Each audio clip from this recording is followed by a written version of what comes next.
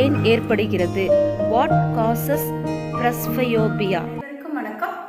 So இன்னைக்கு செஷனில் நம்ம பார்க்க போகிறது என்ன அப்படின்னு சொன்னோன்னா, நான் ஏற்கனவே உங்ககிட்ட கேட்டிருந்தேன், வெள்ளெழுத்துன்னு சொல்கிறோம் பார்த்தீங்களா, ஒரு ஏஜ் வந்து அதிகமாகும் போது, ஓல்டு ஏஜ், அதாவது ஒரு பர்சன் வந்து ஒரு 40 ஏஜை கிராஸ் பண்ணும் பொழுது பார்த்தோம் அப்படின்னு சொன்னோன்னா வெள்ளெழுத்துன்னு ஒரு பிரச்சனை வருது. ஸோ இந்த ப்ராப்ளம் எதனால ஏற்படுது? ஸோ அதுக்கான டிஸ்கஷன் ப்ளஸ் நம்ம கடவுள் வந்து நமக்கு 2 கண்களை கொடுத்துருக்கிறாரு. ஏன் 2 கண்களை கொடுத்துருக்கிறாரு? ஏன் ஒரு கண் இருக்கலாம்ல? எதுக்கு 2 ஐஸ் நமக்கு இருக்குது? ஸோ அதை பற்றின டிஸ்கஷன் தான் இன்னைக்கு டாபிக். ஸோ இப்போ அந்த வெள்ளெழுத்துன்னு சொல்கிறோம்ல, அப்படின்னா என்ன? இப்போ அந்த வெள்ளெழுத்து உள்ள ஒரு 40 வயசை கிராஸ் பண்ணும் பொழுது பார்த்தோம் அப்படின்னு சொன்னோன்னா, நம்மளோட ஐயோட இது வந்து என்ன அப்படின்னா பவர் ஆஃப் அகாமடேஷன் சொல்லுவோம். அதாவது நான் ஏற்கனவே சொல்லியிருக்கேன், தூரமாக இருக்கிற பொருளை பார்க்கறது தான் வந்து தளர்ச்சியுற்ற நிலை உள்ள ஐன்னு சொன்னோம். ஒரு பக்கத்தில் ஒரு 25 சென்டிமீட்டர், நம்ம 25 சென்டிமீட்டரில் வந்து ஒரு லீஸ்ட் டிஸ்டன்ஸ், அதாவது தெளிவாக காட்சியை பார்க்கக்கூடிய மிக குறைந்த தொலைவு வந்து 25 சென்டிமீட்டர். ஸோ ஒரு புக்கை வந்து நாம் ஒரு 25 சென்டிமீட்டரில் வச்சு கரெக்டாக படிக்க முடியும். பட் அந்த வெள்ளெழுத்து அப்படிங்கிறவங்க என்ன பண்ணுவாங்க, நம்ம ஏற்கனவே தூர பார்வை பார்த்தோம்ல, அதே மாதிரி தான் என்ன பண்ணுவாங்கன்னா, அவங்களுக்கு வந்து என்ன ஆகிறது இல்லை, அந்த 25 சென்டிமீட்டரில் வச்சு படிக்க முடியாமல் என்ன ஆகும் அப்படின்னா, கொஞ்சம் கொஞ்சமாக அவங்க வந்து இப்படி பார்ப்பாங்க. இந்த மாதிரி பார்த்தாங்கனாலே அவங்களுக்கு வந்து அந்த குறைபாடு வந்திருக்குன்னு அர்த்தம், வெள்ளெழுத்து வந்திருக்குதுன்னு அர்த்தம். அதாவது அந்த மிக குறைந்த டிஸ்டன்ஸில், அந்த 25 சென்டிமீட்டரில் வந்து இருக்கக்கூடிய பொருட்களை வந்து அவங்களால பார்க்க முடியாது. ஸோ ஒரு நார்மல் பர்சன் உள்ள ஐ, நான் ஏற்கனவே சொல்லியிருக்கேன் என்ன மாதிரி இருக்கும் அப்படின்னா, தூரத்துல இருந்து வர டிஸ்டன்ட் ஆப்ஜெக்டை கரெக்டாக ஒரு இடத்துல நம்ம ரெட்டினால ஃபோக்கஸ் பண்ணுவோம். ரொம்ப தூரத்துல இருந்து வரக்கூடிய அந்த இணையான கற்றைகளை, அந்த பொருளிலிருந்து வரக்கூடிய இணை கற்றைகளை இந்த இடத்துல குவியப்படுத்தும். அதே மாதிரி ஒரு 25 சென்டிமீட்டர் புக்குள்ள டிஸ்டன்ஸ் இந்த 25 சென்டிமீட்டர்ல இருக்கு அப்படின்னு சொன்னா அதையும் வந்து குவியப்படுத்தும். ஸோ இதுதான் இயல்பு நிலையில உள்ள இருக்கக்கூடிய வெளின்னு சொல்றோம். நம்ம வந்து ஒரு நார்மல் பர்சனோட ஒரு ஐ வந்து அவங்களோட ரேஞ்ச் ஆஃப் விஷன் வந்து இன்ஃபினிட்டி டு 25 சென்டிமீட்டர் ரேஞ்ச் அப்படிங்கிறது. இந்த டிஸ்டன்ஸ்ல எங்க பொருள் இருந்தாலும் நார்மல் பர்சனால பார்க்க முடியும். ஆனா இப்ப வந்து வெள்ளெழுத்துன்னு சொல்றோம்ல, அந்த வெள்ளெழுத்து அப்படிங்கிறது என்ன அப்படின்னு சொன்னா, இது ஒரு பார்வை குறைபாடு. ஸோ டியூ டு ஏஜிங், வயதாகிறதுனால வரக்கூடிய ஒரு பார்வை குறைபாடு. ஸோ இதை வந்து பிரஸ்பயோபியா அப்படின்னு சொல்லி சொல்றோம். ஸோ இது வந்து என்ன பண்ண சேம் என்ன தூர பார்வைக்கு என்ன பார்த்தோமோ அதே தான், இதே ட்ரபிள் தான் இவங்களுக்கு இருக்கு. தூர பார்வையில் இந்த என்ன ஆகுது அப்படின்னு சொன்னா, இதே மாதிரி 1 டிஸ்டன்ஸ்ல படிப்பாங்க, பக்கத்துல வந்து இருக்கிறது தெரியாது, தூரத்துல இருக்கிற ஆப்ஜெக்ட்ஸ் எல்லாம் நல்லா கிளியரா தெரியும், எந்த இதுவும் ட்ரபிள் இல்லாம பார்க்க முடியும். ஆனா பக்கத்துல அந்த நார்மல் பாயிண்ட்ல இருக்கிறது வந்து என்ன ஆயிருதுன்னா ரெட்டினாவுக்கு பின்னாடி போய் விழுந்துருது. See the picture, which is a presbyopia affected eye in which light from the object is focused behind the retina. That is, the image is focused behind the retina. This picture compares the normal eye and presbyopia affected eye. In normal eye, the image is focused on the retina, and in presbyopia affected eye, the light is focused behind the retina. So இந்த மாதிரி விழுகிறதுனால என்ன ஆகுதுன்னா, அவங்களோட அந்த normal அந்த கரெக்டாக ரெட்டினால விழுகணும் அப்படின்னு சொன்னால் அவங்க அந்த நார்மல் பாயிண்ட் வந்து கொஞ்சம் தள்ளி போயிடுது. ஸோ இவ்வளோ டிஸ்டன்ஸ் ஜாஸ்தியாக இருக்குது. இப்படி வச்சு படித்தா மட்டும்தான் அவங்க வந்து ரெட்டினால விழுகுது. அப்போ நார்மல் பாயிண்டில் வச்சு படிக்கணும்னா என்ன பண்ணுறாங்க அப்படின்னு சொன்னோன்னா, அந்த குவி லென்ஸ் போடுறாங்க. இது வந்து சிமிலர் டு தட் என்னன்னா, ஒரு தூர பார்வையோட ஒரு ஸ்பெஷல் டைப் தான் நம்ம வந்து வெள்ளெழுத்து அப்படின்னு சொல்லி சொல்கிறோம். அப்போ என்ன டிஃப்ரென்ஸு? அந்த தூர பார்வை அதோட ஒரு ஸ்பெஷல் டைப் தான் இதுன்னு சொன்னோம். இதுக்கு என்ன டிஃப்ரென்ஸ் அப்படின்னா இந்த வெள்ளெழுத்து அப்படிங்கிறது என்னன்னா ஏஜிங்னால வர்றது. ஒரு 40 வயசு கடக்கும் பொழுது அந்த ஏஜ்க்கு அப்புறம் மோஸ்ட்லி எல்லாருக்குமே வரும். ஸோ அதுக்கு என்ன காரணம்? இது ஏன் ஏற்படுது? டியூ டு ஏஜிங் இது ஏன் ஏற்படுது? இப்போ நம்ம வந்து இதுக்கு வந்து ஒரு கான்வெக்ஸ் லென்ஸை யூஸ் பண்ணி இது கரெக்ட் பண்ணணும். ஸோ அதே மாதிரி பிரஸ்பயோபியாவே என்ன பண்ணலாம் அப்படின்னா கான்வெக்ஸ் லென்ஸு. இது பிறகு இது வந்து ஒரு வெள்ளெழுத்து உள்ளவங்களோட ஒரு கண்ணாடி. ஸோ இதுக்கு ஒரு கான்வெக்ஸ் லென்ஸ் தான் யூஸ் பண்ணுறாங்க. ஒன்றும் இல்லை, மேக்னிஃபை பண்ணி தெரியும், அவ்வளோதான். ஸோ இது எப்படி இருக்குது அப்படின்னா, இதோட நம்ம தொட்டு பார்த்தோன்னா தெரியும், சென்டரில் திக்காக இருக்கும், இங்கே வந்து பார்த்தோம் அப்படின்னா தின்னாக இருக்கும். ஸோ கான்வெக்ஸ் லென்ஸ் எல்லாம் எப்பயும் என்ன ஆகும், சென்டரில் வந்து திக்காகவும் எட்ஜஸில் வந்து தின்னாக இருக்கும். இதை இப்போ நம்ம டச் பண்ணி ஃபீல் பண்ணி பார்த்தா பண்ணலாம். இவங்க இப்போ வச்சு பார்த்தோம்னா நல்லா மேக்னிஃபை பண்ணி தெரியும். ஒரு கான்வெக்ஸ் லென்ஸை எப்படி நம்ம ஈஸியாக கண்டுபிடிக்கிறது, what is the difference between convex lens and concave lens, குவி லென்ஸையும் எப்படி ஐடென்டிஃபை பண்ணுறது அப்படின்னு சொன்னோன்னா, இதை கான்வெக்ஸ் லென்ஸை வச்சு பார்த்தோன்னா அந்த சைஸை விட இது எப்படி தெரியும் அப்படின்னா பெருசு பண்ணி தெரியும், மேக்னிஃபை பண்ணி தெரியும். நார்மல் சைஸை விட அது அவங்களோட சைஸ் எப்படி தெரியும், பெருசாக தெரியும். இப்போ இதே கான்கேவ் லென்ஸ் யூஸ் பண்ணணும்னு வச்சுக்கோங்க. கான்கேவ் லென்ஸை யூஸ் பண்ணோம் அப்படின்னா பாருங்கள், சைஸ் பாருங்கள், அந்த ஏற்கனவே உள்ளதோடது என்ன ஆகுதுன்னா சின்ன சைஸாக தெரியும் நார்மலாக இருக்கிறத விட. ஸோ இதை வந்து டச் பண்ணாமே நம்ம வந்து என்ன பண்ணலாம், ஒரு லென்ஸாவே கண்டுபிடிக்கலாம். ஸோ ஒரு அந்த வெள்ளெழுத்து இருக்கிறவங்க வேறு ஒன்றும் கிடையாது, தூரப்பார்வை குறைபாடு மாதிரி இந்த மாதிரி ஸ்பெக்டக்கிள்ஸ் வந்து வியர் பண்ணணும். ஸோ இது என்ன, இதை வந்து என்ன பண்ணலாம், இதுக்கு ஆப்ரேஷன் பண்ணலாமான்னா இல்லை, இது ஸ்பெக்டக்கிள் ஏஜிங்னால கண்டிப்பாக வரும். அது வந்து ஒவ்வொருத்தருக்கும் ஒவ்வொரு ஏஜில் வரலாம். சிலருக்கு வந்து வேகமாகவே வந்துடும், 40க்கு முன்னாடி கூட நிறைய பேருக்கு வந்துடும், சின்ன வயசுலேயே வந்துடும், 35க்கு முன்னாடியே கூட வரும். ஸோ அது வந்து என்னன்னு சொல்கிறாங்கன்னா ப்ரீ மெச்சூர்டு ப்ரெஸ்பயோபியா அப்படின்னு சொல்கிறாங்க. அதாவது 40 ஏஜில் வர வேண்டிய ப்ரெஸ்பயோபியா எப்போ வந்துடுது, சின்ன வயசுல வர்றது, அது வந்து இன்னும் ட்ரபிள். ஸோ அந்த மாதிரி இருக்கிறவங்கலாம் கண்டிப்பாக வந்து டாக்டர்ஸ் வந்து போய் ஐ டாக்டர் வந்து செக் பண்ணி ஆகணும், என்ன ப்ராப்ளம், அது சீரியஸ். நிறைய ஆல்கஹால் இந்த மாதிரிலாம் எடுத்துக்கணும், ட்ரக்ஸ் எடுத்துக்கிறவங்களுக்குலாம் பார்த்தோம் அப்படின்னா அந்த ப்ரீ மெச்சூர்டு ப்ரெஸ்பயோபியா வந்து வருது. ஸோ இது எப்படி நம்ம என்ன பண்ணுறலாம், எதனால இது வருது அப்படின்னு சொல்லி பார்த்தோம் அப்படின்னா ஏஜிங், வயசாகிறப்ப என்ன ஆகும் அப்படின்னு சொன்னோன்னா நம்ம ஐ லென்ஸ் இருக்குல்ல, அந்த விழி லென்ஸ் என்ன ஆகுது அப்படின்னு சொன்னோன்னா நமக்கு வந்து விழி லென்ஸ் நம்ம காடோட கிஃப்ட் என்ன ஆகுது, ஃப்ளெக்சிபிளாக இருக்குது, தூரமாக இருக்கிறதையும் பார்க்க முடியும், பக்கமாக இருக்கிறதையும் டக்குன்னு நம்ம மாற்ற முடியும், அதோட ஃபோக்கல் லென்த்தை மாற்ற முடியும், திக்கா தின் அந்த மாதிரி மாற்ற முடியும். பட் அந்த அந்த வெள்ளெழுத்து வந்துட்டா அப்படின்னா அது என்ன ஆயிருதுன்னா அந்த விழி லென்ஸ் வந்து அந்த சிலேரி மசில்ஸ் வந்து என்ன ஆயிருது அப்படின்னா சரியாக ஃபங்க்ஷன் ஆகாது. அந்த சிலேரி மசில்ஸ் வந்து ஃபங்க்ஷன் ஆகாததுனாலையும் இந்த ட்ரபிள் வந்து வரலாம். அப்படி அந்த லென்ஸ் வந்து இல்லைன்னா என்ன ஆகும் அப்படின்னு சொன்னோன்னா அப்படியே வந்து இருந்த மாதிரி ரிஜிடாக மாறிடும், அதாவது ஸ்ட்ரெச் பண்ணின மாதிரி ஆகிடும். அது ரிஜிட் நேச்சர்னு சொல்கிறோம். ரிஜிட் நேச்சர் அப்படின்னா ஒரு என்ன ஆகுதுன்னா அந்த ஃப்ளெக்சிபிலிட்டியை இழந்து போயிடுறது. அதாவது என்னென்னா ரொம்ப நாளாக நம்ம வேலையே செய்யாமல் இருந்தால் என்ன உடம்பு வளையாதுன்னு சொல்கிறாங்கல்ல, அது மாதிரி. ஸோ அந்த ஃப்ளெக்சிபிலிட்டியை வந்து இழந்துருது. ஸோ 2 காரணம், அந்த சிலிரி மசில்ஸ் சரியாக ஒர்க் ஆகாதனாலையும் அந்த லென்ஸு வந்து அப்படியே ஸ்ட்ரெச் ஆன மணிக்கு அந்த ரிஜிடாக மாறுற அந்த 2 ரீசன்னாலையும் வந்து இந்த வெள்ளெழுத்து வருது அப்படின்னு சொல்கிறாங்க. ஸோ நம்ம ஏற்கனவே வந்து 2 டைப்பு பார்த்தோம். என்னென்னா ஷார்ட் சைட்டட்னஸ், அதாவது கிட்ட பார்வை, அந்த வந்து குழந்தைகளுக்கு தான் அதிகமாக வருது. அடுத்தது தூரப்பார்வை அப்படிங்கிறது வந்து யாருக்கு வேணாலும் வருது. ஒரு சிலருக்கு 2மே இருக்கும். என்னது, கிட்ட பார்வையும் இருக்கும், தூர பார்வையும் இருக்கு. கிட்டத்தில் இருக்கிறதும் தெரியாது, தூரத்தில் இருக்கிறதும் தெரியாது. சரியா, இப்போ படிக்கவும் முடியாது, தூரத்தில் பஸ்ஸில் வருதுன்னா அந்த லெட்டர்ஸும் தெரியாது, எழுதியிருக்கிற தூரமாக எழுதியிருக்கிற எழுத்துக்களும் தெரியாது, 2மே தெரியாமல் இருக்கும். ஸோ அந்த மாதிரி உள்ள பர்சன் வந்து என்ன பண்ணுறாங்க அப்படின்னு சொன்னோன்னா அவங்களுக்கு வந்து பைஃபோக்கல் லென்ஸை யூஸ் பண்ணுறாங்க. பைஃபோக்கல் அப்படிங்கிறது என்ன அப்படின்னு சொன்னோன்னா 2 லென்ஸையும் வந்து பயன்படுத்துறது. இப்போ தூரமாக பார்க்கணும்னா நம்ம என்ன ஐ அப்படி இது பண்ணுறோம், அதுக்கு என்ன லென்ஸ் வேணும் நமக்கு சரியாக பார்க்கறதுக்கு, கான்கேவ் லென்ஸ் வேணும். அப்போ இந்த லென்ஸில் 2 பார்ட் இருக்கும். அதில் இந்த லென்ஸ் அவங்க யூஸ் பண்ணுறதுல 2 பார்ட் இருந்து மேல் பார்ட் வந்து கான்கேவ் லென்ஸ் ஆகும், அது தூரமாக இருக்கக்கூடிய பொருளை பார்க்கறதுக்கு.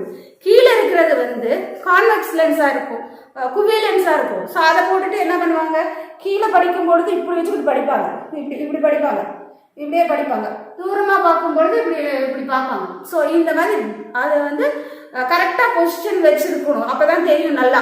ஸோ படிக்கும் பொழுது இப்படி குடிஞ்சிட்டு இப்படி படிப்பாங்க, தூரமாக பார்க்கும் பொழுது அந்த மேலே உள்ள லென்ஸில் வச்சு பார்ப்பாங்க.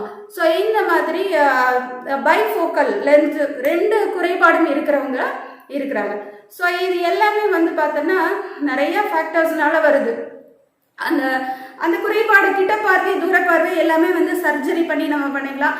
ஆனால் வந்து ஒன்ஸ் வந்துடுச்சு அப்படின்னு சொன்னோம்னா அந்த 2 குறைபாடை வந்து நம்ம வந்து என்ன பண்ண முடியாது. வில்லி லென்ஸ் வந்து ஒன்ஸ் அதை இந்த கிட்ட பார்வை குறைபாடு வந்தாலோ இல்லை தூர பார்வை குறைபாடு வந்தாலும் வந்ததுதான். நம்ம என்னதான் நம்ம ஹெல்த்தி ஃபுட்டு எடுத்துக்கிட்டா கூட அதை வந்து ரிவர்ஸ் பண்ணவே முடியாது. அதோட முதல்ல இருந்த நிலைக்கு கொண்டு வரவே முடியாது. ஏன் அப்படின்னா ஃப்ளெக்சிபிலிட்டி இல்லை, ஃப்ளெக்சிபிலிட்டி போயிடுச்சு, சிலியரி மசில்ஸ் வந்து ஒர்க் ஆகிறது இல்லை.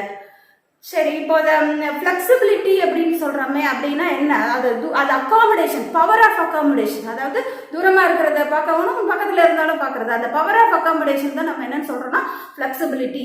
ஸோ அந்த கொஞ்சம் நம்ம இப்போ இந்த 40 வயசில் வர்றது வந்து பார்த்தோம் அப்படின்னு சொன்னோம்னா நிறைய பேருக்கு நம்ம அதில் பார்த்தோம் கிட்டத்தட்ட பில்லியன்ஸில் வந்து இந்த வேர்ல்டில் வந்து நிறைய பேர் வந்து இந்த ஸ்பெக்டக்கிள்ஸ் வந்து போட்டிருக்காங்க. ஏன்னா அது வெள்ளை இடத்து அப்படின்னு சொல்கிறோம்ல, பில்லியன்ஸில் நிறைய பேர் அந்த வெள்ளை எழுத்துனால வந்து பாதிக்கப்பட்டிருக்கிறோம். இதை வந்து நம்ம கியூர் பண்ணவே முடியாது. ஏன்னா இது ஏஜிங்னால வர்றது. நம்ம ஏஜிங்னால வர்றதை வந்து ஓரளவுக்கு நம்ம ஹெல்த்தியான நியூட்ரியன்ஸ் சாப்பிட்டு வேணா வந்து தள்ளி போடலாம் ப்ரொக்ரெசிவா. இப்போ நான் எங்களுக்கு ஜஸ்ட் 40 கிராஸ் ஆயிருக்கு, இன்னும் போடலை. ஸோ இது வந்து என்ன பண்ணலாம் அப்படின்னு சொன்னோன்னா நல்ல ஹெல்த்தியாக ஃபுட் எடுத்துட்டோம் அப்படின்னா யூ கேன் எக்ஸ்டெண்ட், இன்னும் வந்து கொஞ்சம் நாள் கழிச்சு போடலாம். இப்போ இந்த சர்ஜரி பண்ணுறாங்கல்ல, அந்த சர்ஜரி பண்ண லென்ஸ் ஸ்பெக்டக்கிள்ஸ் வியர் பண்ணாமல் அந்த லேசர் சர்ஜரிலாம் பண்ணியிருக்கிறாங்க. அது ஒரு காலேஜ் படிக்கிற ஸ்டேஜில் பண்ணியிருக்காங்கன்னு வச்சுக்கோங்க. ஸோ அது வந்து அவங்க வந்து பின்னாடி வந்து அவங்க வந்து ஒரு 40 இயர்ஸை கிராஸ் பண்ணுறப்ப கண்டிப்பாக அவங்களுக்கு வரும். ஸோ அப்போ வந்து கண்டிப்பாக அவங்க வந்து they have to wear spectacles. அப்போ வந்து வியர் பண்ணியாகும். சின்ன வயசில் நம்ம ஈவன் சர்ஜரி பண்ணி இது பண்ணிக்கலாம். அந்த ஏஜிங்னால வர்றப்போ கண்டிப்பாக வந்து ஸ்பெக்டக்கிள்ஸ் வந்து வியர் பண்ணணும். ஸோ இப்போ வந்து வெள்ளை எழுத்து எதனால் வருது அப்படிங்கிறத நம்ம தெரிஞ்சோம். இப்போ வந்துட்டு ஃப்ளெக்சிபிலிட்டி போயிடுது. அப்போ ஃப்ளெக்சிபிலிட்டினா என்ன, நம்ம பாடிக்கும் ஃப்ளெக்சிபிலிட்டி இருக்குது. இப்போ வந்து ஐக்கு இருக்குது, உடம்புல வந்து ஒவ்வொரு பார்ட்டுக்கும் வந்து ஃப்ளெக்சிபிலிட்டி இருக்குது. நம்ம வந்து உடம்பை வந்து ஃப்ளெக்சிபிளாக வச்சுக்கணும். அப்போ தான் வந்து நம்ம வந்து சுறுசுறுப்பாக இயங்க முடியும், லேசினஸ் இருக்காது, எல்லா வேலைகளும் நல்லா சுறுசுறுப்பாக செய்யலாம். ஸோ அந்த ஃப்ளெக்சிபிலிட்டி அப்படிங்கிறது என்ன அப்படின்னா ஒவ்வொரு ஜாயின்ஸையும் வந்து நம்ம வந்து ஃப்ளெக்சிபிளாக வச்சுக்கணும். ஸோ அதுக்கெல்லாம் நிறைய எக்ஸசைஸ் இருக்குது. யோகா, இந்த ஏரோபிக்ஸ் செஞ்சோம் அப்படின்னா, டான்ஸு, நிறைய அந்த மாதிரி ஒர்க் அவுட்ஸ் எல்லாம் செய்யணும் அப்படின்னு சொல்லி வச்சுக்கோங்க. ஃபிசிக்கலாக நிறைய ஒர்க் அவுட்ஸு இந்த மாதிரிலாம் செய்யும் பொழுது பார்த்தோம் அப்படின்னா பாடி வந்து நல்ல ஃப்ளெக்சிபிளாக இருக்குது. அது இல்லாததுனால தான் வந்து நிறைய பேருக்கு வந்து அந்த ஃப்ளெக்சிபிலிட்டி இல்லாததுனால நிறைய ட்ரபிள் வருது. இப்போ ஃபார் எக்ஸாம்பிள் பார்த்தோம் அப்படின்னா ஒரு 40 இயர்ஸாக கிராஸ் பண்ணுறப்ப ஐயில் மட்டும் ப்ராப்ளம் இல்லை, ஃப்ளெக்சிபிலிட்டி நிறைய இடத்துல வந்து அவங்களுக்கு இல்லாமல் போயிடுது. மூட்டு வலி வருதுன்னு சொல்கிறாங்களா, அந்த மூட்டு வலி எதனால் வருது அப்படின்னு சொன்னோன்னா அந்த அவங்க வந்து அதை அசைக்காமல் வச்சிருக்கனால எப்படி கண்ணில் வந்து ரிஜிடாக ஆகிடுதோ அந்த லென்ஸு, அது மாதிரி அந்த மூட்டும் வந்து ரிஜிடாக ஆகிடுது. அந்த மூமெண்ட்ஸு அந்த 40 இயர்ஸில் வருது அப்படின்னா அவங்க 40 வருஷமாக அந்த மூட்டை வந்து மூவ் பண்ணியிருக்கவே மாட்டாங்க, ஃப்ளெக்சிபிளாக வச்சுருக்கவே மாட்டாங்க. ஸோ அதனால தான் அது வருது. ஸோ நிறைய பேர் ஈவன் சாப்பிட்றப்ப பார்த்தோம் அப்படின்னு சொன்னால் கீழே உட்காந்து கூட கீழே உட்காரவே முடியாது. நிறைய பேருனால நான் பார்த்துருக்குறேன், கீழே தரையில் உட்காரவே முடியாது. ஸோ என்ன காரணம் அப்படின்னு சொன்னோம்னா அவங்க கால் இதெல்லாம் ஃப்ளெக்சிபிலிட்டி இல்லை, உட்காரவே முடியாது. ஒரு காயினை இருக்கிறதுக்கோ இல்லை சும்மா உட்கார்றதுக்கோ நிறைய பேர்னால முடியறதில்ல. அது ப்ராக்டிஸ் இல்லை, சின்ன வயசுல இருந்து உட்காரதே இல்லாமல் ஒரு சிலர்லாம் இருக்கிறாங்க. அப்படி இருக்கிறவங்களால கீழே உட்காந்து எந்திரிக்கவே முடியாது. நம்ம பாடி பார்ட்ஸ் ஒவ்வொரு ஜாயின்ஸுக்கு வந்து உடம்பை வந்து ஃப்ளெக்சிபிளாக வச்சுக்கணும் அப்படின்னு ஒரு எக்ஸசைஸ் செய்கிறோம் அப்படின்னு சொன்னோன்னா அதுக்கு முன்னாடி ஒரு வார்ம் அப்புக்கு நம்ம அந்த ஜாயின்ஸ் எல்லாம் இயக்கணும். அதே மாதிரி குதிங்கால் வலி வருது, ஸோ எங்கே போனாலும் அந்த ஃபிசியோதெரபிஸ்ட் வந்து மூவ்மெண்ட்ஸ் சொல்லி கொடுப்பாங்க. அதில் வேறு ஒன்றும் கிடையாது, ஜாயின்ஸை வந்து என்ன பண்ணுறது ஃப்ளெக்சிபிளாக வைக்கிறதுக்காக. இப்போ கழுத்து எடுத்துட்டோம் அப்படின்னு சொன்னோன்னா கழுத்து ஃபுல்லாக நம்ம இங்கே எங்கேயாவது இப்படி திருப்பி இருக்கிறோமா, இப்படி ஃபுல்லாக திருப்பணும். ஸோ இதை அப் அண்ட் டவுன் கீழே இந்த மாதிரி இந்த இடத்துல ஒரு ஜாயிண்ட் இருக்குது. ஃபிங்கர்ஸ் எடுத்துட்டோம் அப்படின்னா ஃபிங்கர்ஸில் இந்த இடத்துல ஜாயிண்ட் இருக்குது. இதை ஃப்ரீயாக இருக்கிறப்ப இந்த மாதிரிலாம் செய்யணும், செஞ்சு இதை வந்து ஃப்ளெக்சிபிளாக வச்சுக்கணும். ஸோ அடுத்து ஃபுல்லாக அதை இது பண்ணணும். அடுத்து இந்த இடத்துல ஒரு ஜாயிண்ட் இருக்குது. ஸோ இங்கே ஃப்ளெக்சிபிளாக சும்மா இருக்கிறப்ப இப்படி செஞ்சிங்கன்னா கூட ஒரு அன்னைக்கு ஃபுல்லாக நம்ம ஆக்டிவாக இருப்போம். ஸோ இந்த மாதிரி ஒரு 10-15 தடவை செய்யலாம். இப்போ இந்த இடத்துல ஜாயிண்ட்டு, ஸோ இப்படி ஜஸ்ட் நான் ஒரு மூவ் பண்ணுறது, இந்த திரும்பி பார்க்குறது, அடுத்து இந்த சைடு திரும்பி பார்க்குறது. ஸோ இந்த மூவ்மெண்ட் வந்து நம்ம என்ன பண்ணலாம், இது கொடுக்கலாம். அடுத்து பார்த்தோன்னா குனிஞ்சு நிமிந்து வேலை செய்யணும், அப்போ தான் உடம்பு ஃப்ளெக்சிபிளாக இருக்கும். அது நிறைய பேர் செய்கிறதே இல்லை. கீழே குனிஞ்சு நம்ம ஃப்ரண்ட்ல குனிஞ்சு நிறைய பேர் வேலை செய்வாங்க, பேக்ல குனிஞ்சிருக்கோமானா இல்லை, சைடில் குனிஞ்சிருக்கோமானா இல்லை, இந்த சைடில் குனிஞ்சிருக்கோம். ஸோ இந்த ஃபேட் வந்து ஜாஸ்தியாக வர்றதுக்கு காரணம் அதுதான். இந்த பார்ட்டை இயக்கிறதே இல்லை. ஸோ நம்ம வந்து up and down movement. So இந்த கையை வந்துட்டு நம்ம பின்னாடி கொண்டு போகணும். எவ்வளோ மேக்ஸிமம் வளைய முடியுமோ வளையணும். அதுக்கப்புறம் ஃப்ரண்ட் வரும். ஃப்ரண்ட்ல போய் கீழே நல்லா காலை மடக்காம டச் பண்ணணும்.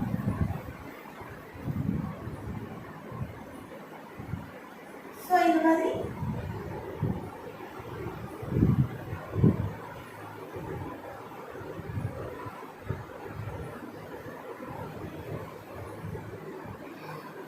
பண்ணலாம். So சைட்வர்ட் bending. ஸோ என்ன பண்ணணும் அப்படின்னா காலை கொஞ்சம் நல்லா மூவ் பண்ணி வச்சுட்டு இந்த கையை இந்த சைடு வச்சுட்டு அப்படியே வந்து இந்த கையை வந்து இப்படி கொண்டு வரணும்.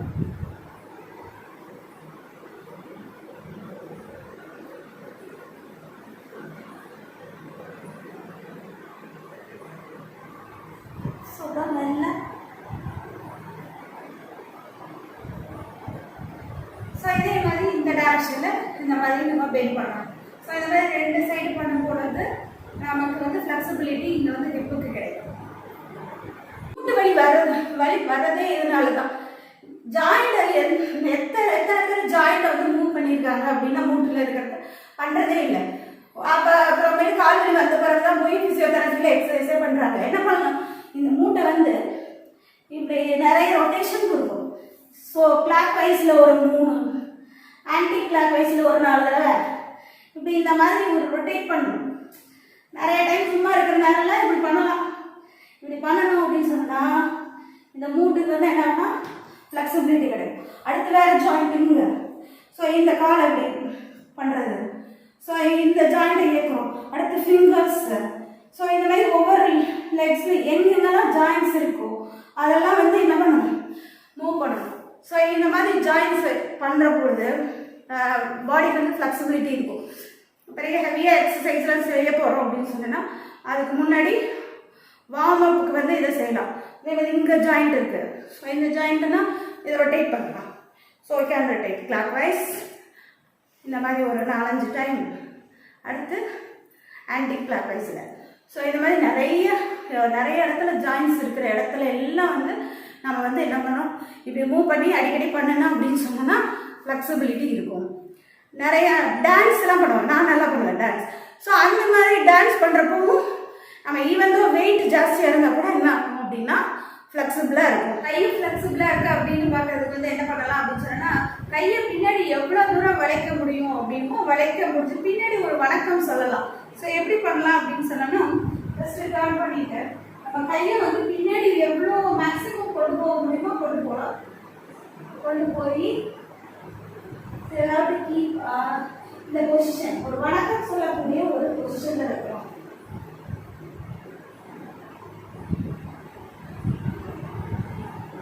ஸோ இந்த மாதிரி வைக்கணும். ஸோ இந்த மாதிரி இருக்கு அப்படின்னு சொன்னா நம்ம ஹேண்ட்ஸ் ஆர் ஃப்ளெக்சிபிள் அப்படின்னு சொல்லி அர்த்தம். கால் ஃப்ளெக்சிபிளாக இருக்கு அப்படின்னா நம்ம பத்மாசனம் நிறைய பேர் கால் தரையிலே உட்கார கூட முடியல. பத்மாசனம்லாம் போட்டோம் அப்படின்னா கண்டிப்பாக கால் வந்து ஃப்ளெக்சிபிலிட்டி வந்து அதிகமாகும். காலை வந்து பார்த்தோம் அப்படின்னா மூட்டு இதை இது பண்ணுறோம். ஒன்றும் இல்லை, வஜ்ராசனம் போடணும். காலை அப்படியே ஃபுல்லாக மடக்கணும்.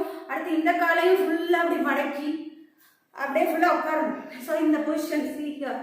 ஸோ இந்த மாதிரி ஒரு பொசிஷன். ஸோ இதுதான் வஜ்ராசனம். இது மாதிரி உட்காந்து கொஞ்சம் நேரம் சும்மா இருக்கிறப்பல அப்படி உட்காரலாம், உட்காந்து ஒர்க் பண்ணணும். ஸோ ஃபுல்லாக நம்ம நீல் டவுன் பண்ணி இதை வந்து இந்த பொசிஷனை கீழே வச்சுட்டு நல்லா ஸ்ட்ரெயிட்டாக வச்சு மூச்சை இழுத்து விடுறது. ஸோ இதுதான் வஜ்ராசனம் சொல்லி சொல்கிறோம். இந்த யோகா இதை பண்ணணும் அப்படின்னு சொன்னா எப்பயுமே வந்து மூட்டு வலி வரவே வராது. சரிங்களா? ஸோ இந்த மாதிரி ஒரு நிறையா யோகா செய்கிறது, எக்ஸசைஸு, ஃபிசிக்கல் ஆக்டிவிட்டீஸில் இன்வால்வ் பண்ணுற எல்லாருக்கும் வந்து பாடி ஃப்ளெக்சிபிளாக இருக்கும். நம்ம வந்து வெயிட் அதிகமாக இருக்குது கம்மியாக இருக்குங்கிறது டசன்ட் மேட்டர், செகண்டரி. அதெல்லாம் நம்ம வந்து ஃபிட்டாக இருக்கணும். ஸோ ஃபிட்டாக இருக்கிறதுக்கு ஃப்ளெக்சிபிளாக வச்சுருக்கணும். ஃப்ளெக்சிபிளாக இருந்தால் நம்ம ஆக்டிவாக எல்லா வேலையும் செய்ய முடியும். ஸோ இந்த ஃப்ளெக்சிபிலிட்டி வந்து கண்ணுக்கும் இருக்குது. அந்த கண்ணோட ஃப்ளெக்சிபிலிட்டி போகிறத தான் நம்ம என்னன்னு சொல்கிறோன்னா வெள்ளெழுத்து அப்படின்னு சொல்லி சொல்கிறோம். அடுத்து இன்னும் நிறைய பேருக்கு கண்ணில் புரை வருது அப்படின்னு சொல்கிறாங்க. ஸோ அதுக்கு பேர் என்ன சொல்கிறாங்கன்னா கேட்ராக்ட்னு சொல்கிறோம். இந்த கேட்ராக்ட் அப்படிங்கிறது என்னென்னா ஒரு லாட்டின் வேர்டு. அதோட அர்த்தம் என்ன அப்படின்னு சொன்னோன்னா கேட்ராக்ட் அப்படிங்கிறதுக்கு வந்து நீர்வீழ்ச்சின்னு சொல்லிட்டு. ஸோ அதாவது ஒரு அருவி, எப்படி ஒரு அருவி வந்து ஒயிட் கலரில் கொட்டுது, அது மாதிரி அந்த ஒயிட் கலரில் அந்த கண்ணில் இருக்கிற அந்த ஐலென்ஸ் இருக்குது பார்த்தீங்களா, அந்த ஐலென்ஸ் வந்து ஒரு டிரான்ஸ்பரண்ட் மெட்டீரியல். அந்த டிரான்ஸ்பரண்ட் மெட்டீரியலை அதை சுற்றி ஒரு ஒயிட் கலரில் ஒரு க்ளவுடு மாதிரி, ஒரு க்ளவுடு மேகம் மாதிரி ஒயிட் கலரில் ஃபார்ம் ஆகி அந்த டிரான்ஸ்பரண்ட் மெட்டீரியலை என்னவா மாற்றிடுது அப்படின்னு சொன்னோன்னா நாட் டிரான்ஸ்பரண்ட், அதாவது ஒப்பாக்காக மாற்றிடுது, நாட் டிரான்ஸ்பரண்ட் மெட்டீரியலாக மாற்றிடுது. ஸோ அந்த கண்ணில் குறை கொண்டாகிறது எப்போ வருதுன்னா ஏஜ் அதிகமாகிறப்ப வருது. ஸோ அதுக்கு வந்து கண்டிப்பாக அதுக்கு வந்து சொல்யூஷன் வந்து ஸ்பெக்ஸ் எல்லாம் போடவே முடியாது, கண்டிப்பாக சர்ஜரி பண்ணணும். கேட்ராக்ட் அதாவது கண்புரை பாதிக்கப்பட்ட கண்ணோட எப்படி இருக்கும் கண் அப்படிங்கிறத பாருங்கள். அந்த விழி லென்ஸுக்கு முன்னாடி பாருங்கள், விழி லென்ஸ் ஃபுல்லாக வந்து ஒரு மேகம் போல் ஒயிட் கலரில் மாறிடுது. ஸோ இது வந்து நாட் டிரான்ஸ்பரண்ட்டாக ஆகிடுது. இந்த லென்ஸை எடுத்துட்டு ஆப்ரேஷன் பண்ணுவாங்க. வேறு ஆர்டிஃபிஷியல் லென்ஸ் வச்சா இதை சரி பண்ண முடியும். ஒரு கண்ணுக்கு வரலாம், ரெண்டு கண்ணுக்கும் இருக்கலாம். ஸோ அப்போ ஒரு கண்ணுக்கு பண்ணிட்டு கொஞ்ச நாள் கழித்து கேப் விட்டு பண்ணணும். ஸோ டாக்டர்ஸோட அட்வைஸ் படி கண்டிப்பாக சர்ஜரி பண்ணி தான் ஆகணும். ஸோ இந்த மாதிரி கேட்ராக்ட், ஸோ இதெல்லாம் இருக்குது. இன்னொரு குறைபாடு இருக்குது, அதாவது அஸ்டிக்மேட்டிசம் அப்படின்னு சொல்லிடுவாங்க, ஒரு தலைப்பார். அதாவது இது ரொம்ப டேஞ்சரஸானது. தூர பகை இந்த பைஃபோக்கல் இதை விட டேஞ்சரஸானது. ஏன் அப்படின்னு சொன்னோம்னா ஒவ்வொரு டைரக்ஷனில் ஒரு மாதிரி தெரியும். அது ரொம்ப சிரமம். அது என்ன அப்படின்னா அந்த வளைவு ஆரம் அந்த பிளேன்ஸ் இருக்கிற விழி லென்ஸோட பிளேன்ஸ், அந்த வளைவு ஆரம் வந்து மாறி மாறி இருக்கிறது. இந்த படத்தை பாருங்கள். இதில் அஸ்டிக்மேட்டிசம் அதாவது ஒரு தளப்பார்வை குறைபாடு உடையவர்களோட கண்ணு கொடுக்கப்பட்டுள்ளது. பொருளிலிருந்து வரக்கூடிய ஒளியானது ரெட்டினாவில் போய் கரெக்டாக விழுகாமல் ரெட்டினாவில் பல இடத்துல வந்து விழுகுது. அதாவது இதுக்கு வந்து ஃபோக்கல் பாயிண்ட்ஸ் வந்து நிறையா இருக்குது. ஒரு பாயிண்டில் ஃபோக்கஸ் ஆகாமல் ரெட்டினாவுக்கு முன்னாடி பல இடத்துல பல ஏரியாவில் வந்து இது வந்து குவியப்படுகிறது. ஸோ அதனால் இந்த விளைவு ஏற்படுகிறது. இது எதனால் இந்த ஒருதள பார்வை குறைபாடு அஸ்டிக்மேட்டிசம் ஏற்படுது அப்படின்னு சொன்னால், நம்மளோட விழிக்கோளம் வந்து முன்னாடி கார்னியாங்கிற பகுதி இந்த மாதிரி பேஸ்கெட் பால் மாதிரி சர்ஃபேஸ் வந்து ஸ்பெரிக்கல் சர்ஃபேஸ் வந்து நல்லா ஒரு ஸ்பெரிக்கல் சர்ஃபேஸில் வந்து இருக்கணும். அந்த மாதிரி இல்லாமல் ஒரு அமெரிக்கன் ஃபுட்பால் மாதிரி மாறிடுது. அதனால தான் வந்து அந்த விழியானது அந்த மாதிரி இம்பர்ஃபெக்ஷன் இன் ஸ்பெரிக்கல் சர்ஃபேஸ் இருக்கிறனால இந்த குறைபாடு ஏற்படுது. இந்த படத்தை பாருங்கள். இதில் வந்து அஸ்டிக்மேட்டிசம் பாதிக்கப்பட்ட ஒரு நபர் பார்க்குற பார்வைக்கும் நார்மல் விஷன் இருக்கிறவங்க பார்க்குற பார்வைக்கும் உள்ள படம் கொடுத்துருக்குது. ஒரு நைட் டைமில் வண்டிகள்லாம் போகும் பொழுது அதோட லைட்டெல்லாம் எப்படி தெரியுது அப்படின்னு கொடுத்துருக்காங்க. இந்த அஸ்டிக்மேட்டிசம் பாதிக்கப்பட்டவர்களுக்கு பார்க்குறப்போ அந்த லைட்டெல்லாம் பார்த்திங்கன்னா மங்கள தெளிவில்லாமல் தெரியுது. நார்மல் விஷனுக்கு நல்லா தெரியுது. வேறு வளைவு ஆரங்களை கொண்ட தளங்களை உடைய உருளை வடிவ லென்ஸுகளை பயன்படுத்தி நாம் ஒருதள பார்வை அதாவது அஸ்டிக்மேட்டிசம் குறைபாடை சரி செய்ய முடியும். ஸோ இந்த மாதிரி நிறைய டிஃபெக்ட்ஸ் வந்து இருக்குது. ஸோ அடுத்து பார்த்தோன்னா நமக்கு கடவுள் வந்து 2 கண்ணை கொடுத்துருக்குறாரு. எதுக்காக அந்த கொஸ்டின் கேட்டது? கடவுள் நமக்கு 2 கண்ணை கொடுத்துருக்குறாரு. எதுக்காக அப்படின்னு சொன்னோன்னா, நமக்கு ஃபீல்ட் ஆஃப் வியூ பார்த்தோம் அப்படின்னா 2 கண்ணு இருந்ததுன்னா நான் ஏற்கனவே சொல்லி இந்த பக்கம் வரைக்கும் பார்க்கலாம், அடுத்து இந்த பக்கம் வரைக்கும் பார்க்கலாம். So 180 degree angle of vision நமக்கு இருக்கும் 2 கண்ணும் இருந்தால். பட் ஒரு கண்ணு மட்டும் இருந்தது அப்படின்னா, நம்ம ஒரு கண்ணை மூடிட்டு பார்த்தோம் அப்படின்னு சொன்னோம்னா நம்மளோட ஃபீல்ட் ஆஃப் வியூ எவ்வளோ இருக்கும் அப்படின்னா 150 டிகிரிக்கு இருக்கும். இங்கே இருக்கிறத பார்க்க முடியாது. இந்த கண்ணு தரலன்னா இந்த சைடு ஒரு 30 டிகிரிக்கு பார்க்க முடியாது. பட் 150 டிகிரி நமக்கு வந்து இருக்கும். அதே மாதிரி இந்த சைடு அதே மாதிரி தான். இது இல்லை அப்படின்னு சொன்னால் இங்கேருந்து ஒரு 150 டிகிரி இருக்கும். இந்த லாஸ்ட் இருக்கிற ஒரு 30 டிகிரி இருக்கா. சரி, இப்போ இந்த 2 கண்ணில் ஏன் கொடுத்துருக்குறாரு கடவுள்? ஆங்கிள் வந்து ஃபீல்ட் ஆஃப் வியூ ஆங்கிள் வந்து அதிகமாக இருக்கும். அது போக இப்போ 2 கண் இருந்தது அப்படின்னு சொன்னாதான், இப்போ வந்து நம்ம ஒரு ஆப்ஜெக்டை பார்க்குறோன்னு வச்சுக்கோங்க, 2 கண்ணுமே அந்த ஆப்ஜெக்டை பார்க்கும். நமக்கு அப்படி தான் இருக்குது. அந்த ரெண்டு கண்ணுமே ஒரு ஆப்ஜெக்டை பார்க்குறப்ப ரெண்டுக்கு இடையில கொஞ்சம் டிஸ்டன்ஸ் இருக்கு. ஒரு ஆப்ஜெக்டை பார்க்கும் பொழுது அதுல இருந்து வர்ற இமேஜஸ் இந்த கண்ணுக்கும் ஒரு ஸ்லைட் வேரியேஷன் டிஸ்டன்ஸ்ல இருக்கிறதுனால அது என்ன பண்ண, ரெண்டு கண்ணு இருந்ததுன்னா தான் அது எவ்வளோ டெப்த்தில் இருக்கு அப்படிங்கிறத என்ன பண்ணும், பிரெயின் வந்து கரெக்டாக ஜட்ஜ் பண்ண முடியும். அந்த சிக்னலை வந்து பிரெயினுக்கு வந்து கரெக்டாக போகும். ரெண்டு கண்ணு வச்சு ஒரு ஆப்ஜெக்டை பார்த்தாதான். இப்போ அப்படி இல்லைன்னா அந்த பொருளானது எவ்வளோ டெப்த்தில் இருக்குன்னே தெரியாது. இப்போ ஒரு சிம்பிளான ஒரு எக்ஸ்பெரிமெண்ட்டு நான் டெமோ பண்ணி காமிக்கிறேன். இப்போ ஒரு ரெண்டு பென்சில் எடுத்துக்கோங்க. ரெண்டு பென்சில் எடுத்துட்டு இப்போ நம்ம வந்துட்டு ரெண்டு கண்ணு ஓப்பனாக இருந்தது அப்படின்னு சொன்னோன்னா என்ன பண்ணிடலாம்னா, இந்த டிப்பை ரெண்டையும் ஈஸியாக வந்து நம்ம என்ன பண்ணிடலாம், பின்னாடிருந்து கொண்டு வரணும். பின்னாடிருந்து கொண்டு வந்தோன்னா ஈஸியாக நம்ம டிப்பை டச் பண்ணிட்டோம். இப்போ இதே இது ஒரு கண்ணை க்ளோஸ் பண்ணிட்டு தூரமாக இருந்து கொண்டு வரப்போ எங்கன்னு இருக்குன்னு தெரியாது. டச் பண்ணி இடிச்சுன்னா தான் நமக்கு தெரியும் அது எந்த இடத்துல. அந்த சின்ன டிஃபரன்ஸ் வந்து இப்போ கொஞ்சம் சிரமப்பட்டு டச் பண்ணியிருக்கிறேன். எதனாலன்னா இங்கே பாருங்க, இப்படி வர்றப்ப இது எவ்வளோ டெப்த்தில் இருக்குங்கிறது தெரியாது. அதனால தான் ரெண்டு கண்ணு ஏன் நமக்கு வச்சிருக்கிறாரு கடவுள், டெப்த் சரியா தெரியாது. இப்போ இந்த ரெண்டு பென்சிலும் ரெண்டு கண்ணையும் திறந்து வச்சா ஈஸியாக டச் பண்ணிடலாம். ஒரு கண்ணு வரும் பொழுது எந்த இடத்துல அது இருக்குங்கிறது கொஞ்சம் டிஃப்ரென்ஸ் தெரியும்.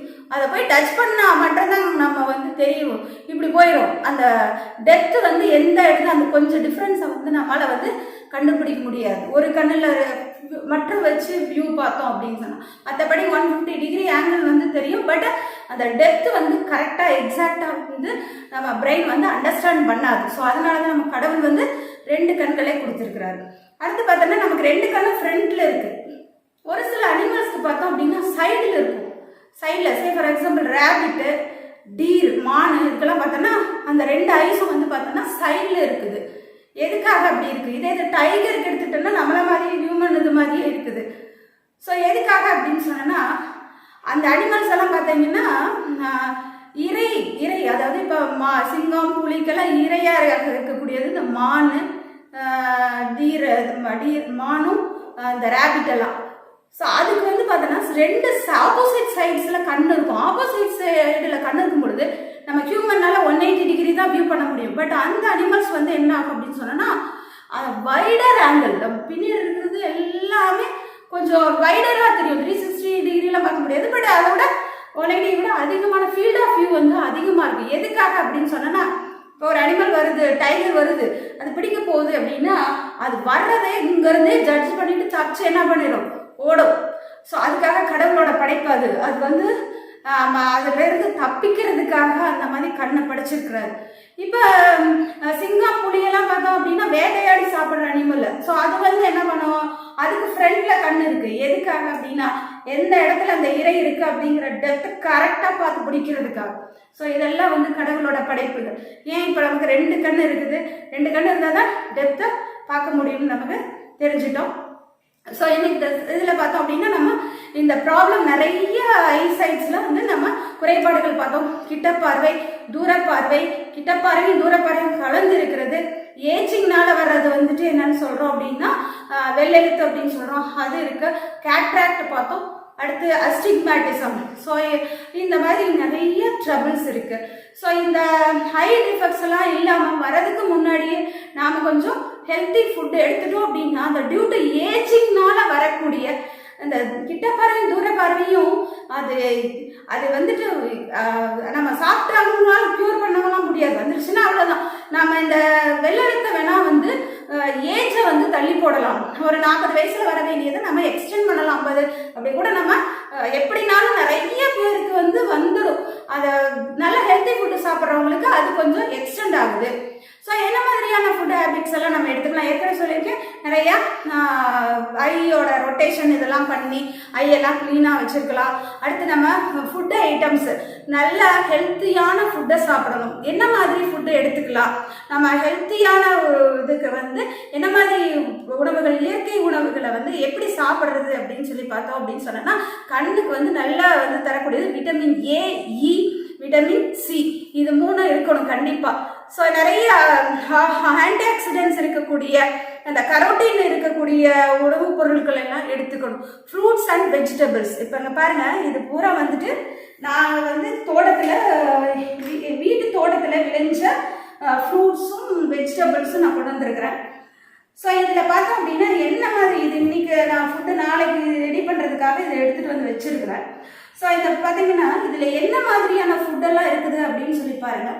நம்ம ஹெல்த்தான ஃபுட்டு சாப்பிடணும் அப்படின்னு சொன்னோம்னா, எல்லா நியூட்ரியன்ஸும் இருக்கணும் அப்படின்னு சொன்னோன்னா, நம்மளோட ஃபுட்டு ஐட்டம்ஸ் வந்து என்ன மாதிரி ஃபாலோ பண்ணணும்னா, ரெயின்போ கலர் இருக்குது தெரியுங்களா, விப்ஜிஆர்னு சொல்கிறோம். அந்த விப்ஜிஆர் வந்து எலக்ட்ரோ மேக்னட்டிக் ரேடியேஷனில் நம்ம கண்ணில் பார்க்கக்கூடிய அந்த கண்ணுறு ஒளி அப்படின்னு சொல்லுவாங்க, அதுதான் விப்ஜிஆர் அப்படின்னு சொல்லிட்டு, வயலட் டு ரெட்டு. ஸோ அந்த மாதிரி கலர்ஃபுல்லாக இருக்கணும் நம்மளோட ஃபுட்டு. நாம் எடுத்துக்கிறது வந்துட்டு அந்த விப்ஜிஆர் அப்படிங்கிற கலர்ஃபுல்லாக இருக்கக்கூடிய உணவுப் பொருட்களை வந்து நம்ம எடுத்துக்கணும் அப்படின்னு சொல்லுவோம். விட்டமின் இப்போ இங்கே பாருங்க, விப்ஜிஆர்னா வயலட் கலர். இப்போ நான் வெஜிடபிள்ஸ் சொல்கிறேன்.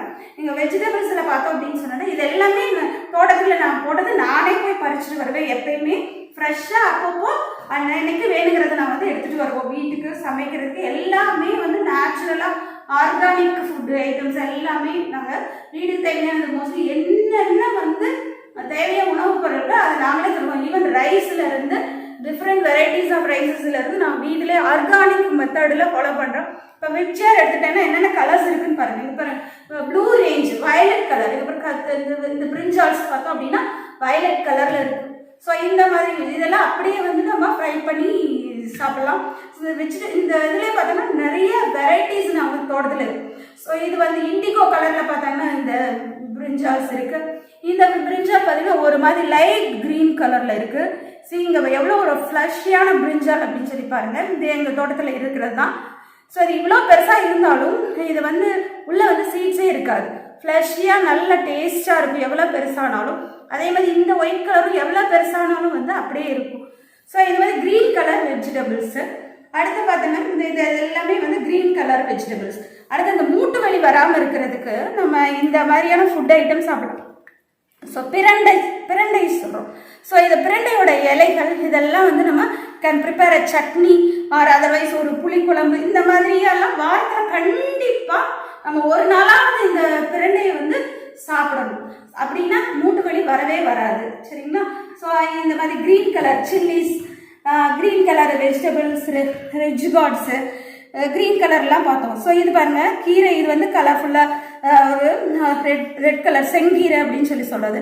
இது ஒரு நாட்டு வெண்டைக்காய் இருக்குது வீட்டில். இதெல்லாம் நான் போய் பறிக்கும் பொழுதே இதெல்லாம் இந்த மாதிரியான இதெல்லாம் வந்து நான் வந்து பச்சையாகவே சாப்பிடுவேன். அப்படியே அன்ப்ராசஸ்டு அப்படியே வந்து சாப்பிட்லாம். ஸோ இதெல்லாம் பார்க்குறப்ப நம்ம கண் வந்து நல்லா இதாகும். ஸோ இது பார்த்தீங்கன்னா இது வந்து கசப்பு சுவையுடைய சுண்டைக்காய். ஸோ இதெல்லாம் வந்து ரொம்ப ரொம்ப இதுக்கு நோய் எதிர்ப்பு சக்தி அதிகமாக இருக்கக்கூடியது. ஸோ இப்போல்லாம் இந்த பேண்டமிக் பீரியடில் நோய் எதிர்ப்பு இம்யூனிட்டி சிஸ்டம் அதிகம் பண்ணுறதுக்கு இந்த டாக்டர்ஸே சொல்கிறாங்க இந்த சுண்டைக்காய் வந்து ரொம்ப ரொம்ப உடம்புக்கு நல்லது. ஸோ அந்த கசப்பு சுவை எல்லா சுவையும் நம்ம எடுத்துக்கணும். ஸோ இதெல்லாமே வந்து வீட்டில் வந்து விளைஞ்சுதான். ஸோ இது போக வந்து பார்த்தோம் அப்படின்னா மூலிகை செடிகள்லாம் வச்சுருக்கிறேன். ஸோ இதில் ரசம் வைக்கிறது தூதுவளை, ஸோ இதெல்லாம் ரசம் வைக்கலாம். ஸோ அடுத்து பார்த்தோம் அப்படின்னு சொன்னோன்னா துளசி. ஸோ இது மாதிரி நிறையா வந்து க்ரீன் கலரில் நிறைய நம்ம பார்த்தோம். ஸோ அடுத்து பார்த்தோன்னா ஃப்ரூட்ஸு அப்படின்னு சொல்லி எடுத்துகிட்டு இருக்கப்பா எல்லோ கலர் பனானா. ஸோ இதில் வந்து டெய்லி ஒரு பனானா சாப்பிட்டோம் அப்படின்னா banana a day keeps the blindness away. ஒரு நாளைக்கு ஒரு பனானா சாப்பிட்டா பழமொழி சொல்லியிருக்கிறாங்க, ஒரு நாளைக்கு ஒரு பழப்பழம் சாப்பிட்டோம் அப்படின்னா நமக்கு அந்த பிளைண்ட்னஸ்ஸே வந்து எப்பயுமே வராது. எப்படி ஒரு apple day keeps the doctor away அப்படிங்கிற மாதிரி பிளைண்ட்னஸை வந்து நீக்கிறதுக்கு டெய்லி ஒரு பனானா சாப்பிடணும். இது so yellow colour food. So பாருங்க ஆரஞ்சு கலரில் ரொம்ப இது எங்கள் தோட்டத்தில் நான் பறிச்சுட்டு வந்தேன் இன்னைக்கு தான். எவ்வளோ அழகாக நல்ல ஃப்ளஷியாக இருக்குது பாருங்கள். ஸோ இந்த papaya it's very very important, vitamin A. So நம்ம கண்ணுக்கு ரொம்ப ரொம்ப வந்து முக்கியமான ஒரு நியூட்ரியன்ட் வந்து இந்த பப்பாயாவில் இருக்குது. ஸோ இந்த மாதிரி ஆரஞ்சு கலர்லாம் பார்த்தோம் அப்படின்னு சொன்னோன்னா இந்த கரோட்டின்னு சொல்கிறோம் பார்த்தீங்களா, அந்த ஐக்கிட்ட அந்த விட்டமின் ஏ விட்டமின்ஸை ப்ரொடியூஸ் பண்ணுறது அந்த இது வந்து இதில் நிறையா இருக்குது. ஸோ இது அடுத்து பார்த்தோம்னா இந்த ஃப்ரூட்ஸ் பாருங்கள் இந்த ஆரஞ்சு கலர் ஃபுட் ஐட்டம்ஸ் இது எல்லாமே இது பார்த்தீங்கன்னா இது வந்து என்னென்னா ஜூஸி ஆரஞ்சுன்னு பேர். இது நிறைய வந்து எங்கள் மரத்தில் இருக்கும். கிட்டத்தட்ட 200-300 காய்களுக்கு மேலே வந்து ஒரே மரத்தில் வந்து காய்க்கும். ஸோ இது வந்து எதுக்காக ஸ்பெஷலாக அப்படியே சாப்பிட முடியாது, புளிப்பு சுவையுடையது. ஸோ இதை வந்து ஜூஸாக பண்ணி மேக் பண்ணி ரியல் ஆரஞ்சு ஜூஸ் வந்து இதில் ப்ரிப்பேர் பண்ணி இது பண்ணலாம். ஸோ ரொம்ப நல்லா டேஸ்டியாக இருக்கும், நியூட்ரியன்ஸ் ஜாஸ்தியாக இருக்கும். அடுத்து பார்த்தீங்கன்னா ஃப்ரூட்ஸில் எல்லோ கலரில் வேறு என்ன இருக்குது அப்படின்னு சொல்லி பார்த்தோம் அப்படின்னா ஃப்ரூட்ஸில் மேங்கோ. ஸோ இது வந்து நானே வந்து இந்த மரத்தை வந்து நட்டு வச்சது. கிட்டத்தட்ட 4 இயர்ஸ்க்கு முன்னாடி 4 மேங்கோ ட்ரீ வந்து பிளான் பண்ணினது. இன்னைக்கு தான் இது வந்து பழங்கள் வந்து கொடுத்துருக்குது. அப்படியே பாருங்க, சூப்பராக இருக்கும். ஸோ இது இப்படியே இந்த சஸ்பெண்ட் இது மாதிரி நிறைய காய் வந்து இந்த மாதிரி சஸ்பெண்ட் ஆகி இருக்குது. நிறைய ட்ரீஸ் ஃபுல்லாக அந்த எல்லா மரத்துலையும் இந்த மாதிரி இருக்குது. ஸோ இது நான் வச்சது, தோட்டத்தில் நானே வச்சது. ஸோ இது பார்த்தோம் அப்படின்னா இதுவும் தோட்டத்தில் பொமக்ரானட்டு, சிக்கு, ஒவ்வொரு சீசன் எல்லா ஃப்ரூட்ஸும். இது வந்து பார்த்தா கொய்யாப்பழம் இந்த சீசன் பெருசாக ஆகலை, இப்போ சின்னதாக எடுத்துகிட்டு வந்துருக்கேன், சிக்கு. ஸோ இது எல்லாம் நிறைய ஃப்ரூட்ஸ் இந்த எல்லோ ஆரஞ்சு இந்த மாதிரி விப்ஜிஆர் ரேஞ்சில் எல்லாத்தையும் நம்ம சாப்பிட்டோம் அப்படின்னா ஹெல்த்தியாக இருக்கும். இன்னொன்று ரொம்ப ரொம்ப முக்கியமானது நான் சொல்லணும்னு நினச்சேன்.